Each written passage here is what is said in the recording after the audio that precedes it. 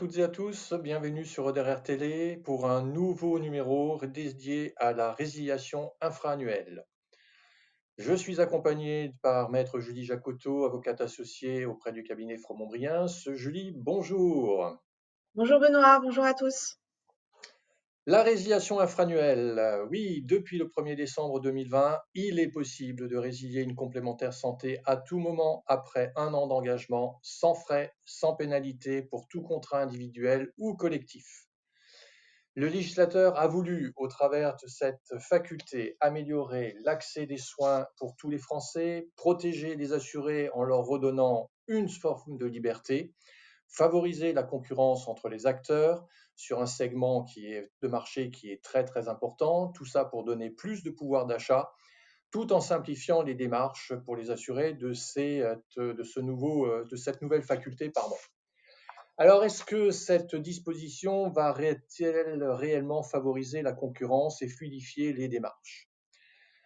La question mérite d'être posée et pour y répondre, on peut déjà dire qu'elle peut engendrer un certain manque de visibilité sur la maîtrise des risques en santé, ce qui pourrait conduire les assureurs à modifier leur approche du marché en tenant compte dans leur tarification de cette faculté de résiliation et du fait que les assurés sont moins longtemps en contrat avec eux, ce qui nuit bien évidemment à la mutualisation de ce risque-là. Cette perte de vision se traduira vraisemblablement dans les années à venir vers des hausses de tarifs et non des baisses qui sont aujourd'hui visées par les pouvoirs publics. Par ailleurs, ce dispositif, et il faut le savoir, va aussi faire naître des nouvelles contraintes chez tous les gestionnaires, au niveau des transferts des accords de cartes tiers payants, la gestion de ces fameuses cartes puisque les droits peuvent être réduits, la tenue des compteurs de consommation qui ont été instaurés par le contrat responsable et la mise en place du 100% santé. À ce stade, le marché n'est pas encore totalement rodé à ce dispositif. Ça fait quelques mois que nous vivons sous l'emprise de cette loi.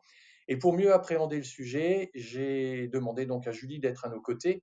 Et Julie, pouvez-vous donc définir déjà le périmètre exact de ce dispositif? Bien sûr, alors déjà on parle de résiliation infra-annuelle, on peut peut-être juste le rappeler parce que normalement les contrats de santé sont résiliables tous les ans à l'échéance annuelle et cette faculté de résiliation infra-annuelle qui était instaurée par la loi n'est finalement qu'une extension de ce qui existait déjà dans d'autres domaines d'assurance mais qui n'avait pas encore été appliqué aux assurances de personnes. Donc là on parle uniquement des contrats frais de santé.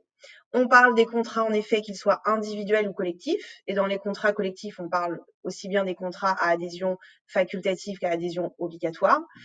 Cela concerne en effet les contrats qui ont, comme vous le disiez Benoît, un an d'engagement. Le texte parle de 12 mois finalement après la date de souscription. Donc on va considérer en général que c'est notamment la date de signature du contrat. Et lorsqu'il n'a pas vraiment été signé, comme c'est parfois le cas, on va considérer que c'est la date de prise d'effet, mais sinon on partira de la date de signature du contrat.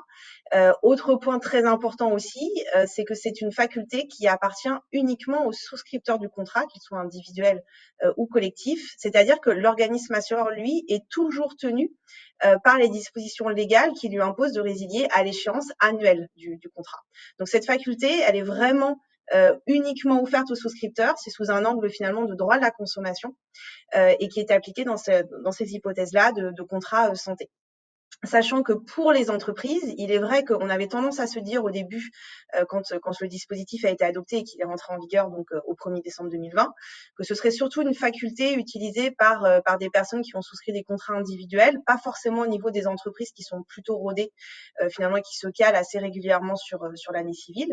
Néanmoins, on remarque que parfois dans des contextes de restructuration ou d'ailleurs pas forcément de restructuration où on a besoin de mettre en œuvre un process de droit du travail particulier pour modifier son acte de droit du travail ou pour informer, consulter ces instances représentatives du personnel.